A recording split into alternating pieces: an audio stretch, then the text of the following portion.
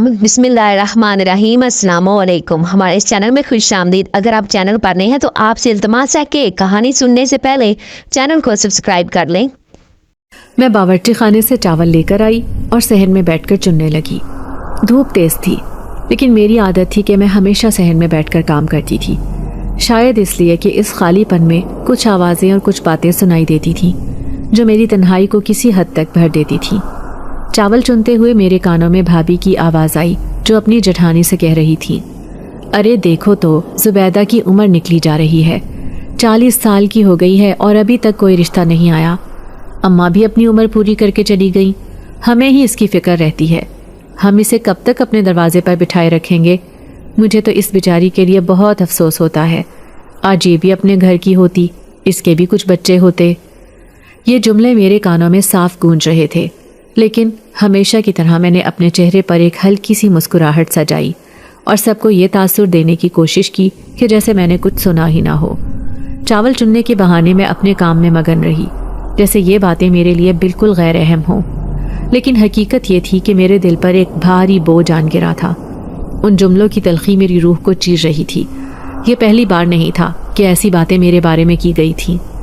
मेरे दिल में एक सवाल हमेशा गूंजता था, क्या मेरी किस्मत में ये सन्नाटे और ये बेबसी हमेशा के लिए लिखी जा चुकी है?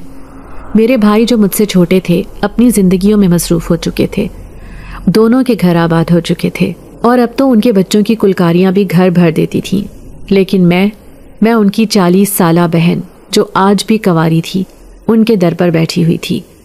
मेरे अंदर कई कहानियाँ और कई ख्वाब दफन हो चुके थे। मैंने अपनी जवानी की कितनी बहारें अपने इन भतीजों और भांजों की परवरिश करते गुजार दी थी। उनकी छोटी छोटी खुशियों के लिए मैंने अपने बड़े बड़े ख्वाब कुर्बान कर दिए थे। कभी दिल चाहता कि कोई मेरे लिए भी सोचे, कोई मेरे दिल की भी सुने, लेकिन शायद ये ख्वाहिश पूरी होना मेरी किस्मत में नहीं था। चावल चुनने के दौरान मेरी उंगलियां काम कर रही थीं, लेकिन जहन कहीं और भटक रहा था। मैंने सोचा, क्या वाकई मेरी ज़िंदगी का मकसद यही रह गया है कि मैं दूसरों की खुशियों के लिए अपनी ख्वाहिशात को दफन कर दूं? मैं अपने दिल की इस हालत को किसी पर जाहिर नहीं करती थी, क्योंकि मैं जानती थी कि किसी को कोई फ़र्क नहीं पड़ेगा। मेरी भाभी की बातों ने मुझे मज़ीद सोचने पर मजबूर कर दिया। क्या वाकई मेरी ज़िंदगी बस यही रह गई थी? मेरे इर्द गिर्द बच्चों की हंसी गूंज रही थी। वो खेल रहे थे, उनके छोटे छोटे झगड़े और कहकहे सहन में गूंज रहे थे, लेकिन मेरे अंदर एक खामोशी थी, एक ऐसी खामोशी जो हर गुजरते दिन के साथ बढ़ती जा रही थी। मुझे याद आया कि अम्मा के होते हुए भी ऐसी बातें होती थीं, लेकिन अम्मा हमेशा मेरा दिफा करती थी। उनके जाने के बाद जैसे कोई ढाल ही नहीं रही थी। चावल चुनते हुए मैंने आसमान की तरफ देखा। शायद वहाँ कोई है जो मेरी फरियाद सुने, कोई जो मेरी खामोश दुआओं का जवाब दे। लेकिन अभी तक मेरी ज़िंदगी में ऐसा कोई लम्हा नहीं आया था। मेरी मुस्कुराहट जो मैंने दुनिया के लिए सजाई थी, शायद अब मांद पड़ रही थी। मेरा नाम ज़ुबैदा है और मेरा ताल्लुक़ एक मुतवस्सित ख़ानदान से था।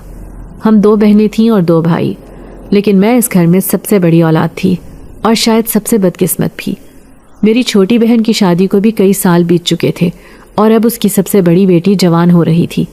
उसके बच्चे बड़े हो चुके थे और उनकी ज़िंदगियाँ खुशहाल नज़र आ रही थीं। मेरे दोनों भाइयों के भी घर बस चुके थे, उनकी बीवियाँ, बच्चे और अपनी अपनी दुनिया थी। लेकिन मैं 40 साला ज़ुबैदा आज भी एक सवालिया निशान बनकर उन सब की ज़िंदगियों का हिस्सा थी। ये सवाल ना सिर्फ मेरे दिल में था, बल्कि अक्सर मेरे इर्द गिर्द की बातों और लोगों के रवैयों में झलकता था। ये उन दिनों की बात है जब मैं महज 16 बरस की थी और ज़िंदगी के ख्वाब अभी आंखों में बसा ही रही थी। मेरी फुप्पो जो हमारे ख़ानदान में खासा असर रसूख रखती थी, जिन्होंने मेरी खूबसूरती और नेक मिजाजी को देखते हुए मेरा रिश्ता अपने बेटे खालिद के लिए मांग लिया था। फुप्पो का बेटा खालिद उस वक्त शहर से बाहर तालिबे इल्म था और शक्लो सूरत में भी अच्छा था। ख़ानदान की रिवायत के मुताबिक जब किसी लड़की का रिश्ता तय पाता तो फ़ौरन निकाह कर लिया जाता था और रुखसती के लिए कुछ मोहलत रखी जाती थी ताकि तैयारी का वक्त मिल जाए। मेरे साथ भी यही हुआ। एक छोटी सी तकरीब में सादगी के साथ मेरा निकाह खालिद से कर दिया गया। उस दिन मेरे दिल में खुशियों की उम्मीदें जागी थीं, लेकिन मेरी ये खुशियाँ ज़्यादा देर कायम न रह सकीं। निकाह के अगले ही दिन हमारे ख़ानदान पर क़यामत टूट पड़ी। मेरे फुप्पा जो खालिद के वालिद थे, अचानक दिल का दौरा पड़ने से इंतकाल कर गए। पूरा ख़ानदान गम में डूब गया। मेरी खुशी के चंद लम्हे ही दुख की गहरी चादर में छुप गए थे। जो रिश्ता कल खुशी का बायस था वो आज खानदान में एक नासूर बन गया। इस दुख के साथ एक और मुसीबत आन खड़ी हुई।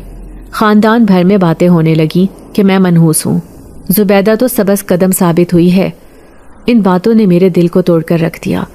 मैं तो एक मासूम लड़की थी, लेकिन मेरे किरदार पर ऐसे इल्ज़ामात लगे जिन्हें मैं समझ नहीं सकती थी और ना ही उनका जवाब दे सकती थी।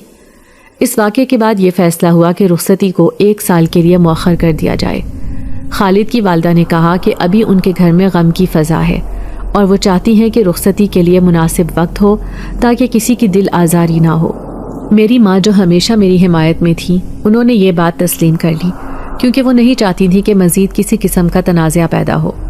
मेरी माँ ने कहा, हमें ज़्यादा तैयारी की ज़रूरत नहीं है। मैंने ज़ुबैदा के लिए कम उम्री से ही जहेज़ बनाना शुरू कर दिया था। मेरी माँ एक ज़िम्मेदार खातून थी जो हमेशा हमारी ज़रूरियात का ख्याल रखती थी। वो कहती थी कि लड़कियों के जहेज़ की तैयारी वक्त से पहले कर लेनी चाहिए ताकि अचानक परेशानी ना हो। लेकिन खालिद की वालिदा, जो ख़ानदान की एक सख्त मिजाज खातून थी, इस बात पर मुतमईन ना हुई। उनका कहना था कि उन्हें वक्त चाहिए ताकि अपने घर को भी संभाल सके और रुखसती की तैयारी भी कर सके। इस दौरान मेरी ज़िंदगी जैसे रुक सी गई थी। निकाह के बाद मैंने खुद को किसी और ही दुनिया में महसूस करना शुरू कर दिया था। दिल में एक अजीब सी बेचैनी और उम्मीदें जन्म ले रही थी कि जल्द ही मैं अपनी नई ज़िंदगी का आगाज़ करूँगी। लेकिन वक्त जैसे थम सा गया था। मेरे वालिद जो स्कूल टीचर थे और एक शरीफ नफ्स इंसान थे, वो इस बात पर फ़िक्रमंद रहते थे कि कहीं ख़ानदान में होने वाली बातें मेरे दिल पर गहरा असर ना डालें। उन्होंने हमेशा मुझे समझाया कि ज़िंदगी के फ़ैसले अल्लाह के हाथ में हैं और हमें सब्र करना चाहिए। लेकिन मेरे लिए सब्र करना इतना आसान नहीं था। मेरे अंदर एक अजीब कशमकश चल रही थी। मैं सोचती थी कि आखिर मैंने किसी का क्या बिगाड़ा है और फिर मेरी ज़िंदगी में ये मुश्किलात क्यों आ रही हैं। मैं अक्सर अपनी माँ को देखती, जो मेरी खातिर कई बार आंसू छुपाती थी। उनका दिल भी दुखता था, लेकिन वो मेरे सामने खुद को मजबूत जाहिर करती थी। खालिद के ख़ानदान में मेरे लिए जो नफ़रत और बदगुमानियाँ पैदा हो चुकी थीं, वो मेरी माँ के लिए भी बाइस शर्मिंदगी थी। ये साल मेरे लिए ज़िंदगी का सबसे तवील साल साबित हुआ।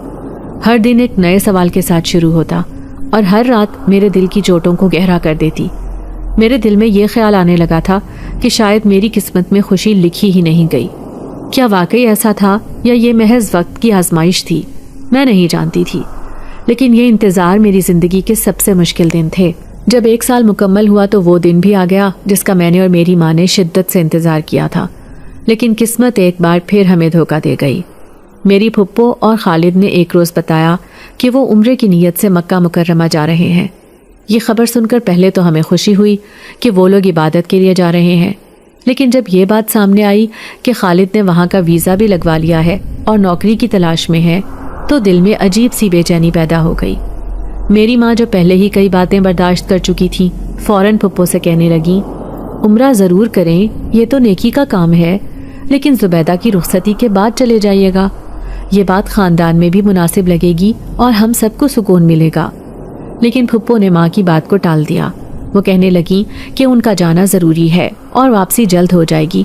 तुम फिक्र ना करो, हम तो सिर्फ उम्रे के लिए जा रहे हैं और खालिद का तो अभी यहाँ आना जाना लगा रहेगा। लेकिन उनके लहजे में कोई ऐसी बात ज़रूर थी जो हमारी बेचैनी को बढ़ा रही थी। ये लोग जाते हुए हमें ये तसल्ली दे गए कि वापसी के बाद ही रुखसती का मामला तय होगा। फुप्पो और खालिद के जाने के बाद घर में खामोशी छा गई। वक्त गुजरता गया और वो लोग वापस ना आए। 4 साल का तवील अरसा बीत गया और इस दौरान हमारी ज़िंदगी एक अजीब कशमकश में मुब्तला रही। खालिद और फुप्पो की तरफ से कोई वाज़ेह जवाब नहीं आ रहा था और ख़ानदान में कई तरह की बातें होने लगी थी। कोई कहता, ये लोग अब वापस नहीं आएंगे, खालिद ने वहाँ अपनी ज़िंदगी बसा ली होगी। तो कोई तंज़न कहता, ज़ुबैदा की तो ज़िंदगी ख़राब हो गई, इनके नसीब में यही लिखा था। मेरी माँ, जो पहले ही इन सब बातों से दुखी थी, अकेली उन तमाम इल्ज़ामात और सवालों का सामना कर रही थी। जब भी किसी तकरीब में जाना होता, लोग दबे लफ्ज़ों में फुप्पो और खालिद के रवैये पर बातें करते और उनका निशाना हमारी फैमिली को बनाते। मेरी माँ को ये सब सुनना पड़ता और मैं देखती कि वो कितनी बेबसी से इन सब बातों को सहने की कोशिश कर रही हैं। उनका चेहरा हर गुजरते दिन के साथ मुरझाता जा रहा था, लेकिन वो मेरे सामने कभी अपनी तकलीफ़ का इजहार न करती। ख़ानदान की एक औरत जो बातें फैलाने में माहिर थी, जलती पर तेल डालने का काम करने लगी। انہوں نے ایک روز میری ماں سے کہا، یہ لوگ واپس نہیں آئیں گے، زبیدہ کو باندھ کر رکھ دیا ہے، اگر ان کا ارادہ واپس آنے کا ہوتا تو وہ کب کے آ چکے ہوتے، وہ تو وہاں مستقل رہنے کی تیاری کر گئے ہیں۔ ان کے ان الفاظ نے میری ماں کو اندر تک جھنجھوڑ کر رکھ دیا۔ وہ فوراً پھپھو کو فون کرنے بیٹھ گئیں اور ان سے کہا، رخصتی کروا دو، پھر جہاں مرضی رہو، تم لوگوں کا جانا ہمیں قبول ہے، لیکن زبیدہ کی زندگی کو یوں بیچ میں نہ لٹکاؤ۔ پھپھو نے ماں کی باتوں کو پھر ہنس کر ٹال دیا اور کہا، یہ سب خاندان کی باتیں ہیں، ان پر دھیان نہ دو، ہم واپسی کا ارادہ رکھتے ہیں، بس کچھ وقت لگ رہا ہے۔ خالد ابھی وہاں نوکری کے معاملات میں الجھا ہوا ہے، جیسے ہی حالات سازگار ہوں گے ہم واپس آ جائیں گے۔ لیکن ان باتوں نے ہمارے دلوں میں جو شک پیدا کر دیا تھا وہ دن بدن بڑھتا جا رہا تھا۔ میری ماں ہر روز اسی الجھن میں مبتلا رہتی کہ آیا یہ لوگ واپس آئیں گے یا نہیں۔ ان کی راتیں دعاؤں میں گزرتی اور دن کو وہ لوگوں کے سوالوں کے جواب دینے کی کوشش کرتی۔ میں نے اپنی ماں کو ان 4 سالوں میں جتنا کمزور ہوتے دیکھا شاید اپنی پوری زندگی میں کبھی نہیں دیکھا تھا۔ وہ ہمیشہ ہمیں مضبوط بناتی رہی، لیکن اب میں ان کے چہرے پر مایوسی کی لکیر دیکھ سکتی تھی۔ ان 4 سالوں میں میری زندگی جیسے رک سی گئی تھی۔ نہ میں اپنی عمر کے حساب سے زندگی کے خواب دیکھ سکتی تھی، نہ ہی میں کسی کو اپنی حالت سمجھا سکتی تھی۔ خاندان کے تانے، پھپھو کی خاموشی اور خالد کی لاتعلقی نے میرے دل کو ایک عجیب سی بے چارگی میں مبتلا کر دیا تھا۔ ہر دن ایک نیا امتحان تھا اور ہر رات ایک نئی دعا کے ساتھ ختم ہوتی تھی کہ شاید کل کچھ بہتر ہو جائے، لیکن ایسا کچھ نہ ہوا اور ہم اسی کشمکش میں مبتلا رہے۔ میری چھوٹی بہن زاہدہ جو اب 18 سال کی ہو چکی تھی، ایک نازک اور سمجھدار لڑکی تھی۔ وہ ہمیشہ سے میری ماں کی خاص توجہ کا مرکز رہی تھی۔ جہاں میری زندگی بے یقینی اور انتظار کی دھند میں لپٹی ہوئی تھی، وہیں زاہدہ کے لیے ماں باپ نے روشن خواب دیکھ رکھے تھے۔ ایک روز والد کے ایک قریبی دوست جو ایک معزز اور خوشحال گھرانے سے تعلق رکھتے تھے ہماری طرف آئے اور زاہدہ کو اپنے بیٹے کے لیے پسند کر لیا۔ یہ خبر سن کر پہلے تو سب کو حیرانی ہوئی، لیکن والد نے ان کی بات کو عزت دی اور کہا کہ وہ کچھ وقت مانگیں گے تاکہ گھر کے معاملات کو ترتیب دے سکیں۔ پہل ماں اور والد نے یہ سوچا کہ زاہدہ کی شادی سے پہلے میری رخصتی ہو جائے تاکہ خاندان میں کوئی بات نہ ہو اور دونوں بہنوں کے معاملات عزت سے نپٹ سکیں۔ لیکن جب یہ بات میری پھپھو تک پہنچی تو انہوں نے ایک بار پھر وہی بے نیازی کا رویہ اپنایا۔ انہوں نے کہا، زمانہ بدل گیا ہے، اب چھوٹی بڑی کا کوئی فرق نہیں دیکھتا، زاہدہ کی شادی پہلے کر دو، اس میں کوئی برائی نہیں ہے، خالد بھی جلد واپس آ جائے گا، تب زبیدہ کی رخصتی کر لیں گے۔ پھپھو کی بات مانتے ہوئے میرے والدین نے زاہدہ کی شادی کی تیاریاں شروع کر دیں۔ یہ دن ہمارے لیے خوشی کے بھی تھے اور کڑوی یادوں کے بھی۔ زاہدہ کی شادی کا سوچ کر دل خوش ہوتا، لیکن اپنے لیے بنائی گئی امیدوں کا ٹوٹنا مجھے اندر سے کھائے جا رہا تھا۔ زاہدہ کی شادی دھوم دھام سے ہوئی اور وہ ایک نئے گھر کی ہو کر چلی گئی۔ میں نے اپنے دل کو تسلی دی کہ شاید یہ سب وقت کا کھیل ہے اور جلد میری قسمت بھی بدل جائے گی۔ لیکن شادی کے بعد کے دنوں میں میری ماں پر مزید ذمہ داریوں کا بوجھ بڑھ گیا۔ زاہدہ کے معاملات، اس کے نئے گھر کی ضرورتیں اور پھر جلد ہی اس کے حاملہ ہونے کی خبر نے ماں کو اور زیادہ مصروف کر دیا۔ اس سب میں میری اپنی زندگی کا معاملہ جیسے کہیں کھو گیا۔ وقت تیزی سے گزرتا گیا اور ایک اور سال بیت گیا۔ زاہدہ اپنے بچے کی خوشیوں میں مصروف ہو گئی اور میں ایک بار پھر وہیں آ کھڑی ہوئی جہاں سے میری کہانی شروع ہوئی تھی۔ خالد اور پھپھو کی طرف سے اب بھی کوئی واضح جواب نہیں آیا تھا۔ آخر کار والد اور ماں نے ایک دن فیصلہ کیا کہ وہ پھپھو سے آخری بار بات کریں گے۔ والد نے پھپھو کو فون کیا اور کہا، اب معاملہ ہماری عزت کا بن چکا ہے، لوگ ہم پر سوال اٹھا رہے ہیں کہ زبیدہ کی رخصتی کیوں نہیں ہو رہی، اب اس معاملے کو ختم کریں اور خالد کو واپس بھیجیں تاکہ ہم رخصتی کر سکیں۔ پھپھو جو ہمیشہ اپنی باتوں میں ہچکچاہٹ ظاہر کرتی تھی، اس بار والد کی سختی اور منت سماجت کے آگے مجبور ہو گئیں۔ انہوں نے کہا، ٹھیک ہے، ہم 1 ماہ بعد آئیں گے اور زبیدہ کی رخصتی کا بندوبست کریں گے۔ یہ سن کر ہمارے گھر میں خوشی کی لہر دوڑ گئی۔ ماں نے فوراً تیاریاں شروع کر دیں۔ میرا دل بھی خوشی سے بھر گیا تھا کہ شاید اب میرے انتظار کا وقت ختم ہونے والا ہے۔ کپڑے تیار کیے جا رہے تھے، گھر میں سجاوٹ کی باتیں ہو رہی تھیں اور سب خوش تھے کہ وہ دن آ رہا ہے جب میں اپنی نئی زندگی کا آغاز کروں گی۔ لیکن قسمت کو شاید ہماری خوشیاں زیادہ دن برداشت نہ ہوئیں۔ انہی دنوں والد کام کے سلسلے میں باہر گئے تو ان کے ساتھ حادثہ پیش آیا اور وہ چند گھنٹوں میں اس دنیا سے چلے گئے۔ یہ خبر ہمارے لیے کسی قیامت سے کم نہ تھی۔ माँ जो पहले ही परेशानियों के बोझ तले दबी हुई थीं, जैसे टूट कर रह गईं। घर का सारा माहौल एकदम बदल गया। जहाँ चंद दिन पहले शादी की तैयारियों की गहमा गहमी थी, अब वहाँ मातम का समा था। वालिद के इंतकाल के बाद हमारी दुनिया जैसे अंधेरों में डूब गई। अब ना कोई हमारा सहारा था, ना कोई हमारी बात करने वाला। वालिद की मौत ने ना सिर्फ हमारी खुशियों को छीन लिया था, बल्कि हमें बेयारो मददगार भी कर दिया था। खानदान के लोग जो पहले ही तंज करने में माहिर थे, अब खुल्लम खुल्ला कहने लगे, ये तो होना ही था, जुबैदा के नसीब हैं ही खराब। पहले फुप्पो के शौहर को खा गई, फिर खालिद का मसला, और अब वालिद की मौत। मैंने अपने आंसुओं को जब्त किया, लेकिन अंदर से मेरा दिल बिखर चुका था। माँ ने एक बार फिर खुद को संभाला और फुप्पो से बात की, लेकिन अब हमें उनकी तरफ से किसी भी उम्मीद की कोई किरण नजर नहीं आ रही थी। ये दिन हमारी जिंदगी के सबसे कठिन दिन थे और हमने इनका सामना एक टूटे हुए दिल के साथ किया था। मेरे दिन अब मुकम्मल खामोशी में गुजरते थे। मैंने अपनी जिंदगी जैसे रोक दी थी। वक्त के साथ मेरे दिल ने हर आस छोड़ दी थी। नमाज और कुरान पाक पढ़ना ही मेरा वाहिद सहारा बन चुका था। ये वो दिन थे जब मेरे दिल में कोई सवाल नहीं था, बस एक गहरी खामोशी थी। मेरे वजूद में एक अजीब सी उदासी थी, जैसे मैं अंदर से खाली हो चुकी थी। मेरी माँ आमना, जो कभी मेरे लिए ढाल बनी हुई थी, खुद भी एक गहरी खामोशी का शिकार हो गई। उनके दिल पर इतने सालों की परेशानियां, खानदान के ताने और खालिद की बेवफाई का बोझ था। हम दोनों एक दूसरे को देखकर समझ जाते कि हमारे दिल में क्या चल रहा है, लेकिन कभी एक दूसरे से कुछ कह ना पाते। कुछ अरसे बाद हमारी ज़िंदगी में एक और कड़वी हकीकत आ गई। एक दिन महल्ले की एक औरत हमारी दहलीज पर आई।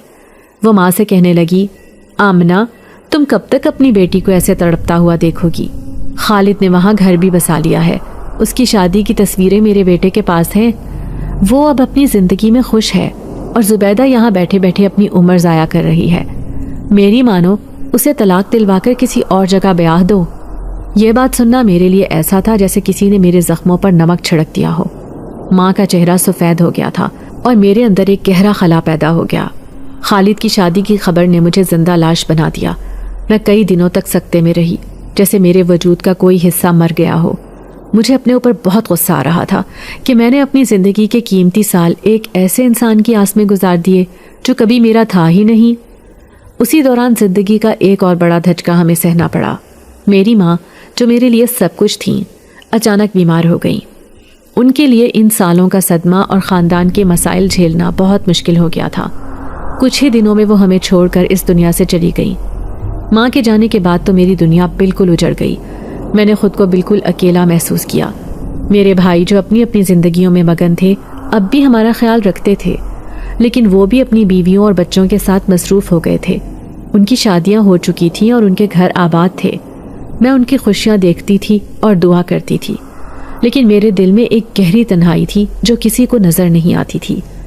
वक्त के साथ मेरी हालत और बिगड़ती गई। मेरे बाल सफ़ेद हो चुके थे और मैं उम्र के 40वें साल में पहुंच गई थी। खालिद की शादी की खबर के बाद मैंने ये उम्मीद भी ख़त्म कर दी थी कि मेरी कभी शादी हो सकेगी। फिर एक दिन, जैसे किस्मत ने मेरे तमाम ख्वाबों को दफन करने का फ़ैसला कर लिया, खालिद ने अपनी शादी के कई साल बाद माँ के इंतकाल के दिनों में तलाकनामा भेज दिया। तलाकनामा हाथ में लेते ही मेरी आंखों से बेसाख्ता आंसू निकल पड़े। ऐसा महसूस हुआ जैसे मेरी ज़िंदगी का वो बाब जो कभी मुकम्मल हो ही ना सका, हमेशा के लिए ख़त्म हो गया हो। मैंने वो कागज़ देखकर सोचा कि अब मेरी ज़िंदगी का मकसद ही क्या रह गया है। 24 साल की कुर्बानी, इंतज़ार और दुख सिर्फ एक तलाक के कागज़ पर ख़त्म हो गए थे। माँ के जाने के बाद मेरे दिन और रात रोने में गुजरते थे। भाभियाँ मेरे लिए हमदर्दी का इजहार करती थीं, कभी खाने के लिए पूछती, कभी मेरे साथ बैठ जाती, लेकिन उनकी अपनी ज़िंदगी थी और मैं जानती थी कि वो सिर्फ अपनी अखलाकी जिम्मेदारी पूरी कर रही हैं। घर का माहौल भी बदल गया था। जहाँ पहले मैं सबकी तवज्जो का मरकज़ थी, वहाँ अब भाइयों की बीवियाँ और उनके बच्चे अपनी जगह बना चुके थे। मैं घर के एक कोने में अपनी तन्हाई के साथ रहती, जहाँ मुझे कोई देखता भी नहीं था। सब अपनी अपनी खुशियों में मगन हो चुके थे। मैंने अपनी ज़िंदगी को एक आदत के तौर पर कबूल कर लिया था। मेरे दिन कुरान पाक पढ़ते, नमाज अदा करते और माजी के उन लम्हों को याद करते गुजरते थे जो अब सिर्फ एक ख्वाब लगते थे।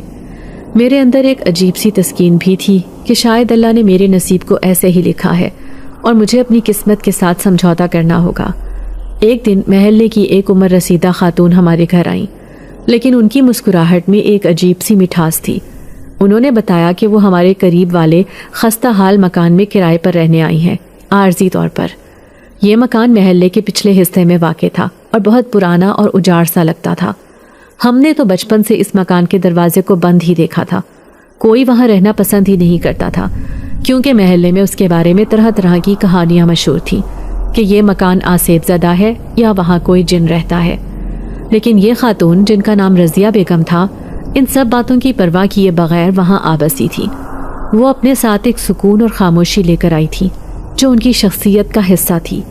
ان کی طبیعت بہت نیک تھی اور ان کا رویہ ایسا تھا کہ جو بھی ان سے ملتا ان کی عزت کیے بغیر نہیں رہ سکتا تھا۔ میں جو اپنے دن زیادہ تر خاموشی اور تنہائی میں گزارتی تھی، ان کے آنے سے ایک نئی مصروفیت پا گئی تھی۔ میں روزانہ کچھ وقت ان کے پاس گزارنے لگی تھی۔ ان کی باتوں میں ایک خاص کشش تھی۔ وہ اپنے ماضی کے دکھ بھرے قصے سناتیں، کبھی اپنے بچوں کا ذکر کرتیں، کبھی اپنے شوہر کے ساتھ بیتے دنوں کی باتیں کرتیں۔ ان کی باتیں کبھی غمگین ہوتیں تو کبھی وہ ایسی بات سناتیں کہ میں بے اختیار ہنسنے لگتی۔ مجھے ان میں اپنی ماں دکھائی دیتی تھی، جو ہمیشہ میری ڈھال بنی رہی تھی اور اب مجھے تنہا چھوڑ گئی تھی۔ رضیہ بیگم نے محلے میں قرآن پاک پڑھانے کا بھی آغاز کر دیا۔ وہ صبح کے وقت محلے کے بچوں کو اپنے گھر بلاتی اور نہایت محبت سے انہیں قرآن کی تعلیم دیتی۔ ان کے آنے سے محلے میں جیسے ایک نئی رونق آ گئی تھی۔ جو مکان سالوں سے ویران اور خوفناک لگتا تھا، وہ اب بچوں کی آوازوں اور ان کے کہکہوں سے گونجنے لگا تھا۔ محلے کی عورتیں بھی ان کی طرف کھنچنے لگیں اور ہر کوئی ان کی تعریف کیے بغیر نہیں رہتا تھا۔ مجھے بھی ان کے ساتھ وقت گزارنا بہت اچھا لگتا تھا۔ ان کی باتیں دل کو سکون دیتی تھیں اور ماضی کے زخموں پر جیسے مرہم رکھ دیتی تھیں۔ انہوں نے میری زندگی میں ایک نئی امید پیدا کر دی تھی۔ ان کے ساتھ میرا وقت ایسے گزرتا تھا جیسے ایک اجڑی ہوئی زمین پر پھول کھلنے لگے ہوں۔ رضیہ بیگم کا ایک بیٹا تھا جس کا نام فرحاد تھا۔ وہ اکثر اس کا ذکر کرتی تھی کہ وہ بیرون ملک مقیم ہے اور ایک بڑی کمپنی میں کام کرتا ہے۔ وہ یہ بھی بتاتی تھی کہ فرحاد ہر ماہ ان کے لیے بھاری رقم بھیجتا ہے تاکہ ان کا خرچ آسانی سے چل سکے۔ لیکن جب وہ اپنے بیٹے کے بارے میں بات کرتی تھی تو ان کے چہرے پر ایک عجیب سی خاموشی اور بے بسی چھا جاتی تھی۔ وہ کبھی ہنس کر اس کا ذکر کرتی تو کبھی اچانک خاموش ہو جاتی، جیسے کوئی اندرونی دکھ ان کے دل میں چھپا ہو۔ ان کے لہجے میں ایک عجیب سی ناراضگی بھی محسوس ہوتی تھی جو مجھے سمجھ نہیں آتی تھی۔ ایک دن رضیہ بیگم نے اچانک مجھ سے کہا، زبیدہ، آج تم میرے لیے کھیر بنا دو۔ فرحاد نے آج پیسے بھیجے ہیں، دل چاہ رہا ہے کہ کچھ میٹھا کھاؤں اور بچوں کو بھی کھلاؤں۔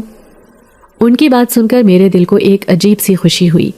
میں نے دیکھا کہ ان کے چہرے پر ایک روشنی سی تھی، جیسے وہ آج خاص طور پر خوش ہوں۔ میں نے ان کی خواہش کا احترام کرتے ہوئے فوراً باورچی خانے کا رخ کیا اور بہت محبت سے کھیر بنائی۔ جب کھیر تیار ہوئی تو رضیہ بیگم نے اسے دیکھا اور کہا، واہ زبیدہ، یہ تو بہت خوشبودار لگ رہی ہے۔ میں ان کے لہجے کی خوشی سن کر مطمئن ہو گئی۔ شام کو جب محلے کے بچے سپارہ پڑھنے آئے تو رضیہ بیگم نے ان سب کو کھیر کھلائی۔ بچے خوشی سے چہکنے لگے اور ان کے چہروں پر مسکراہٹیں دیکھ کر میرا دل بھی خوش ہو گیا۔ رضیہ بیگم ان بچوں کو کھیر کھلاتے ہوئے ایسے خوش دکھائی دیتی تھی جیسے ان کی زندگی کے سارے دکھ ان معصوم چہروں کی خوشیوں میں چھپ گئے ہوں۔ یہ کھیر کھلانے کا سلسلہ اب ایک رسم بن گیا تھا۔ ہر جمعرات کو رضیہ بیگم مجھ سے کہتی، زبیدہ آج کھیر بنانی ہے، بچوں کے لیے اور اپنے دل کی خوشی کے لیے۔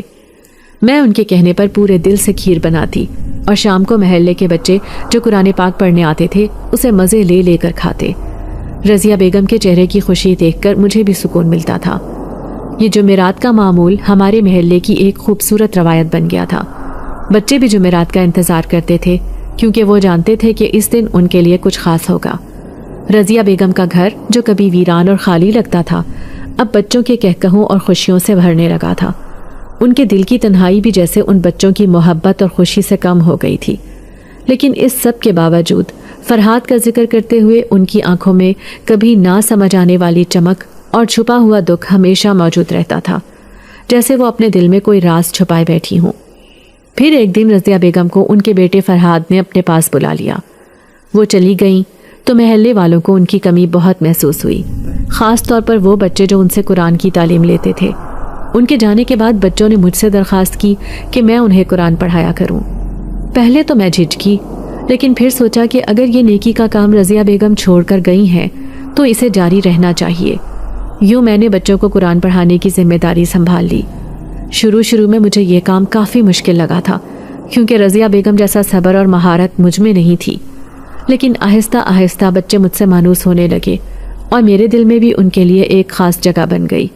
ان کے معصوم چہرے، ان کی شرارتیں اور قرآن پڑھنے کی لگن دیکھ کر میرا دل بھر آتا۔ میں کوشش کرتی کہ ان کی حوصلہ افزائی کروں اور ان کے ساتھ وہی محبت کا رویہ رکھوں جو رضیہ بیگم کا تھا۔ رضیہ بیگم کی یاد میں نے جمعرات کے دن کھیر بنانے کا معمول بھی جاری رکھا۔ یہ کام آسان نہیں تھا کیونکہ میرے پاس وسائل کم تھے اور میں اکثر سوچتی تھی کہ یہ سلسلہ کب تک چلے گا، لیکن جب بچوں کے چمکتے چہرے اور ان کی خوشی دیکھتی تو میرا دل مطمئن ہو جاتا تھا۔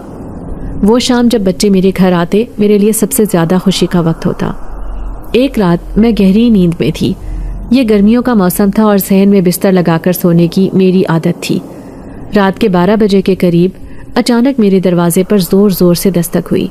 میں ہڑبڑا کر اٹھی اور دل ہی دل میں سوچا کہ اتنی رات گئے کون ہو سکتا ہے۔ کچھ خوف بھی محسوس ہوا، لیکن میں نے جلدی سے چادر اوڑھی اور دروازے کی طرف بڑھ گئی۔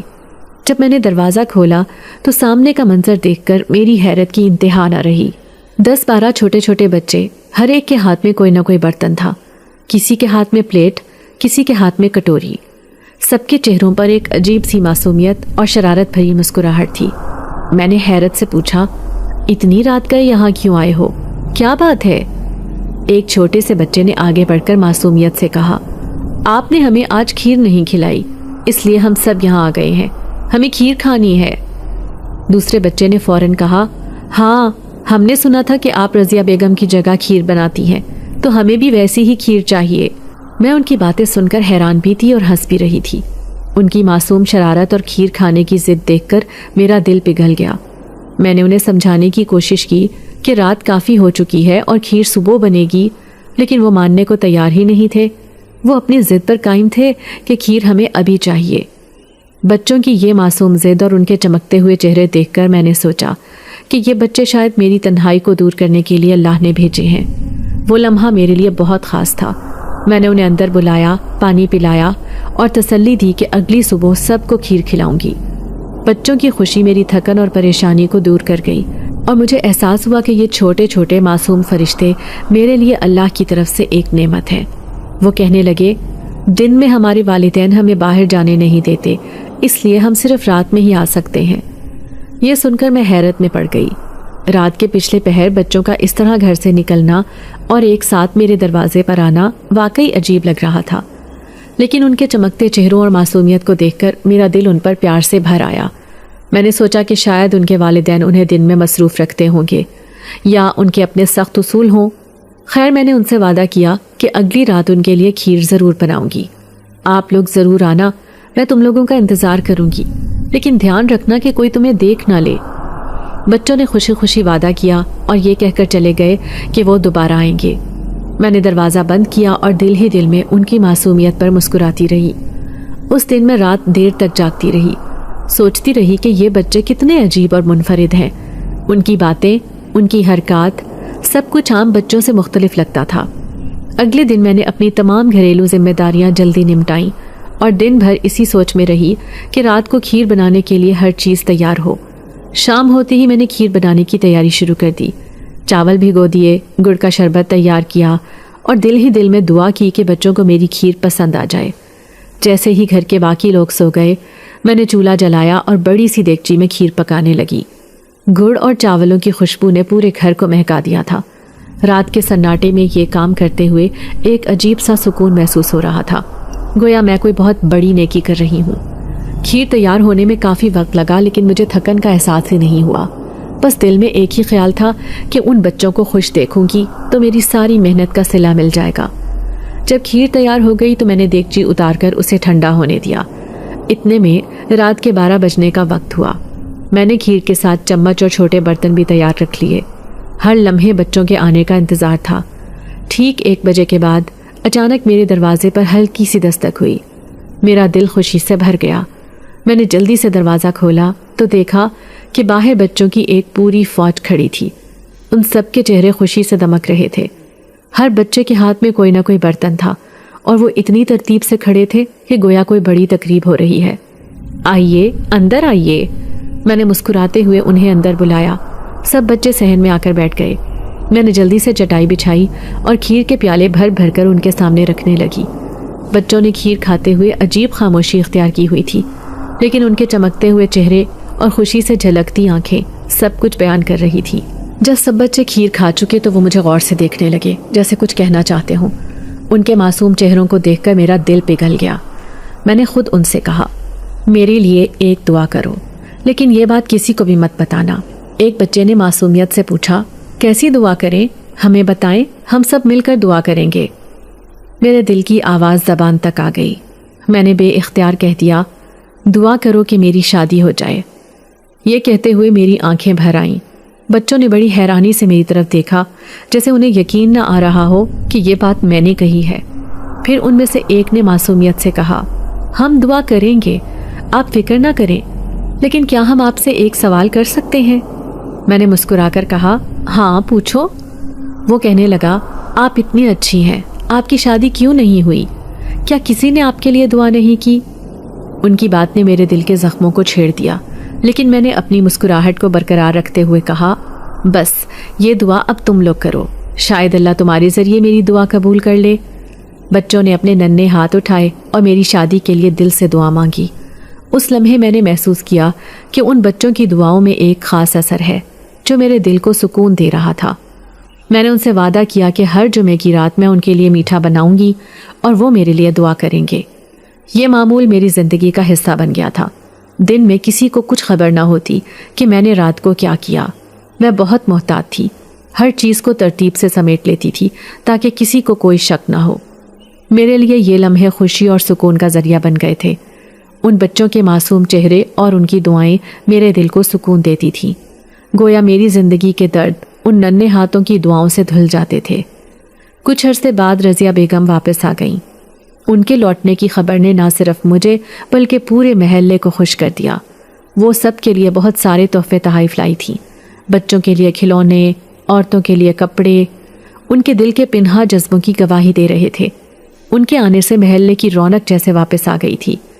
एक दिन मैं उनके साथ बैठी बातें कर रही थी। उनकी बातों में एक ख़ास कशिश थी और मैं उनसे दिल की हर बात शेयर कर लेती थी। उस दिन न जाने क्यों मेरे दिल में हल्की सी हिचकिचाहट के बावजूद मैंने रात में आने वाले बच्चों का जिक्र कर दिया। मैंने कहा, रज़िया बेगम, रात के वक्त कुछ अजीब से बच्चे मेरे दरवाजे पर आते हैं। वो खीर मांगते हैं और मैं उन्हें खिला देती हूँ, लेकिन ये बात मैंने किसी और को नहीं बताई, सिर्फ आपसे शेयर कर रही हूँ। मुझे डर था कि कहीं कोई बुरा ना मान जाए कि मैं रात के वक्त बच्चों को बुलाकर ये सब कर रही हूँ। मेरी बात सुनकर रज़िया बेगम की आंखों में एक अजीब सी चमक आई।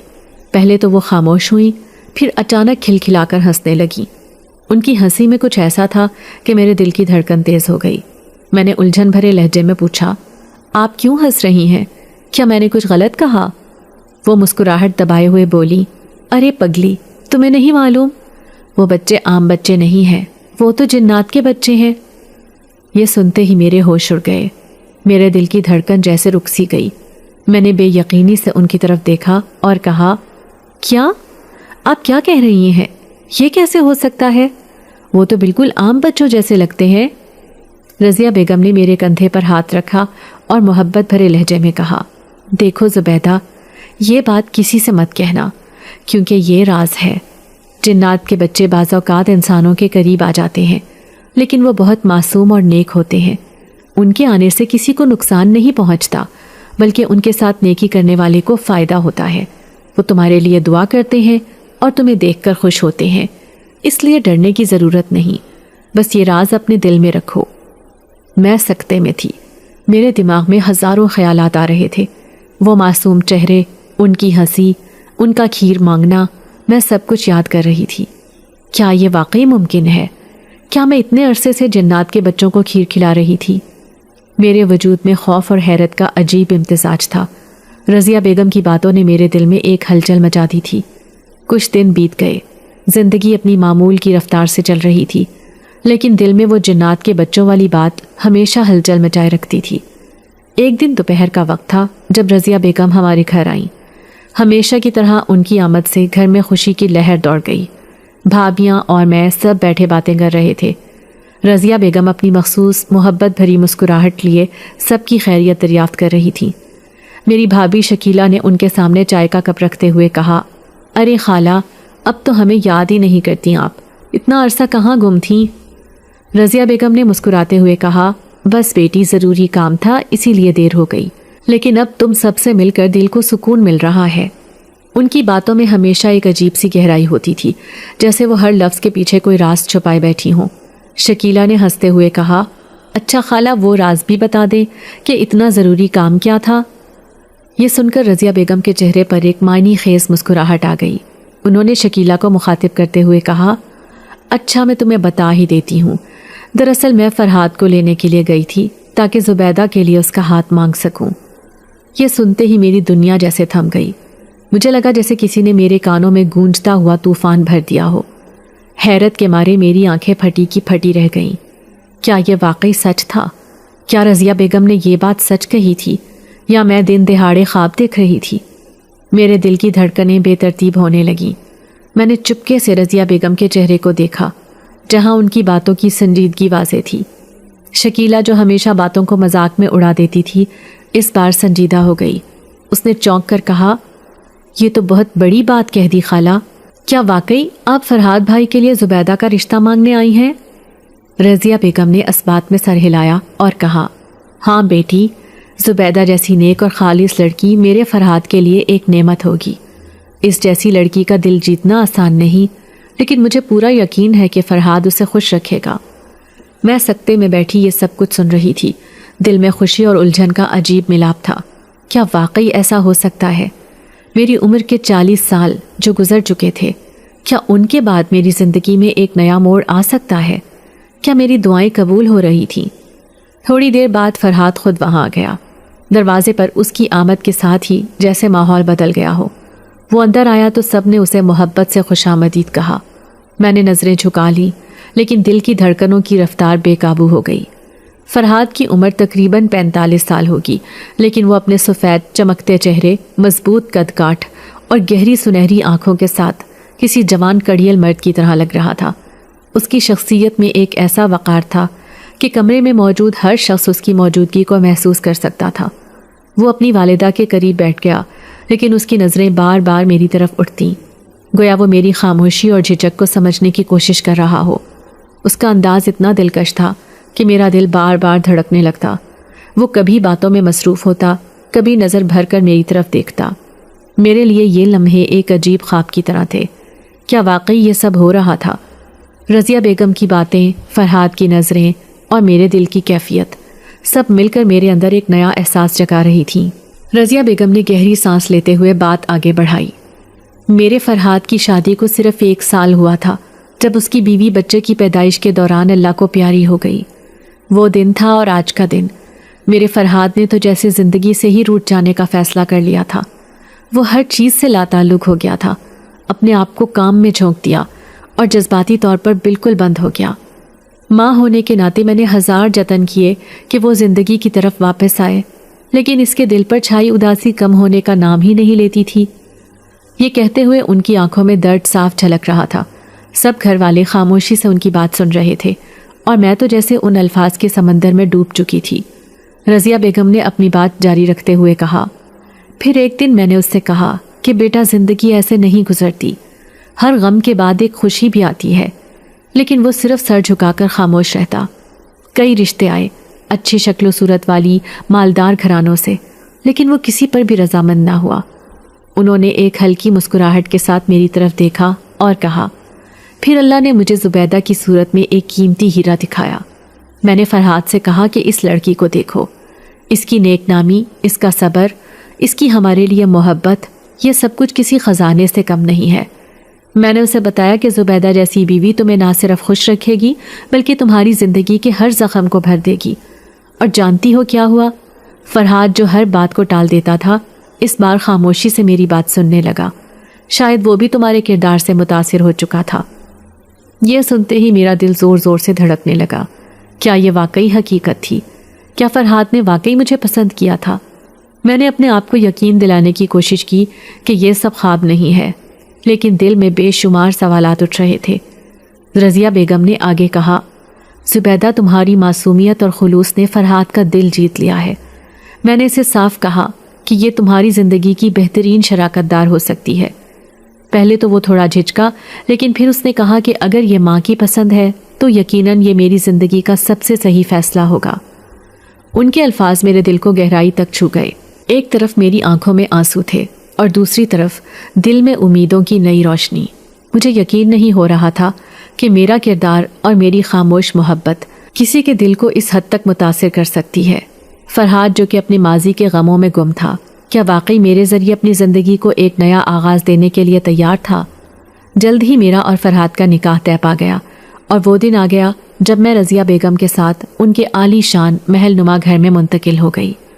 पहली बार जब मैं उस बड़े चमकते हुए घर में दाखिल हुई तो मुझे यकीन नहीं आ रहा था कि ये सब कुछ हकीकत में हो रहा था। ये वो ज़िंदगी थी जिसका मैंने कभी ख्वाब देखा था, लेकिन कभी यकीन नहीं किया था कि मुझे ये सब मिलेगा। फरहाद का महल, जो एक शानदार इमारत की सूरत में तैयार हो चुका था, वाकई एक ख्वाब सा महसूस होता था। घर के अंदर दाखिल होते ही मुझे खूबसूरती का एक नया तस्वुर नज़र आया। रंगीन पर्दे, कीमती फर्नीचर और जदीद तर्ज की तज़ीन व आराइश ने इस मकान को एक जन्नत का गुमान दिलाया था। दरवाजे पर खड़ी वो खूबसूरत सवारी और महल्ले में बिखरी हुई खुशबुओं का हाल भी कुछ अलग ही था। रज़िया बेगम ने बताया कि वो इस बोसीदा मकान में किराए पर इसलिए रहने आई थीं क्योंकि उनका असली मकान उन दिनों ज़ेरे तामीर था, और अब जब वो महल मुकम्मल हो चुका था तो उनका भी हर ख्वाब हकीकत बन चुका था। उनके बेटे फरहाद ने इतनी दौलत जमा की थी कि एक बड़ी जायदाद, कारोबार और दुनिया की तमाम ऐशो आराम का एहतमाम था। अब मुझे इसमें ज़िंदगी गुजारने का मौका मिल रहा था। मैं जिसे कभी अपनी तकदीर का हिस्सा ना समझती, आज वो सब कुछ मेरा था। महल में रहने से पहले मैंने वो बोसीदा मकान में गुजारे हुए दिन याद किए, वो छोटे सादा दिन जिनमें हमें खुशी की कोई बड़ी शक्ल नहीं मिलती थी। लेकिन आज मेरी ज़िंदगी में इतनी तब्दीली आ चुकी थी कि मुझे लगा शायद अल्लाह ने मेरी दुआएं सुन ली थीं। फरहाद का साथ और उसकी मोहब्बत ने मेरी ज़िंदगी को एक नया रंग दे दिया था। मैं अब हर दिन उस नए माहौल में खुश रहने की कोशिश करती थी, लेकिन दिल में कभी कभी वो पुरानी ज़िंदगी की सादगी और इत्मीनान की कमी महसूस होती थी। लेकिन फिर मैं सोचती कि ये सब मुझे किस कीमत पर मिला था। मुझे यहाँ रहते हुए काफ़ी दिन बीत चुके थे और हर दिन एक नई हकीकत मेरे सामने आ रही थी।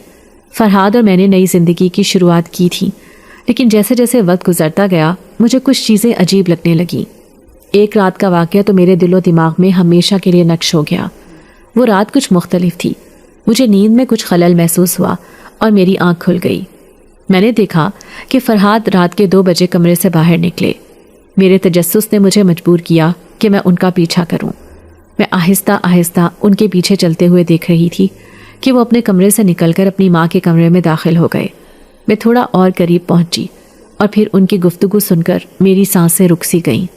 फरहाद और रज़िया बेगम के दरमियान शदीद बहस हो रही थी। रज़िया बेगम कह रही थी, हमें ज़ुबैदा को बता देना चाहिए कि हमारा ताल्लुक़ जिन्नात के ख़ानदान से था और तुम एक जिन्नज़ात की औलाद हो। ये बातें सुनकर मेरी आंखें फटी की फटी रह गईं। मेरी ज़िंदगी में एक नया राज सामने आ रहा था जो मैंने कभी सोचा भी नहीं था। फरहाद गुस्से में कहते हुए जवाब दे रहे थे, मैं नहीं चाहता कि मेरा बसा बसाया घर उजड़ जाए। आप इस राज को राज ही रखें। वैसे भी अब हमारा उस जिन्नात की दुनिया से कोई ताल्लुक भी नहीं रहा। इसके बाद वो माँ से और कुछ ना बोले, लेकिन उनकी बातों में एक किस्म का इज़्तिराब था, जैसे वो इस राज को बेनकाब ना होने देना चाहते हों। फिर वो पलटे और मेरे सामने आ गए और उनके चेहरे का रंग फ़ौरन बदल गया। मैं जो अभी तक उनकी बातों को सुन रही थी, फ़ौरन उन्हें रोक दिया। मुझे इस बात पर कोई एतराज़ नहीं है, मैं आपको छोड़कर कभी नहीं जा सकती। मेरी आवाज़ में एक अज़म था जो मैं खुद भी महसूस कर रही थी। फरहाद और रज़िया बेगम दोनों मेरी बातों पर चुप हो गए। वो समझ गए थे कि मैं उनके राज को कबूल करने के लिए तैयार हूँ। हम सब उस वक्त खामोश थे, लेकिन इस खामोशी में एक अजीब सा ताल्लुक़ था जो हमें एक दूसरे से जोड़ रहा था। मैं जान चुकी थी कि ज़िंदगी में कभी भी राज छुपाए नहीं जा सकते, और अगर हम मिलजुल कर रहें तो हमें एक दूसरे को मुकम्मल तौर पर कबूल करना होगा। यकीनन जिन्नात के बच्चों की दुआ रंग लाई थी। अब रज़िया बेगम और मैं मिलकर हर जुमेरात को लंगर का खसूसी एहतमाम करते थे, जिसमें जिन्नात के बच्चे भी शिरकत करते थे।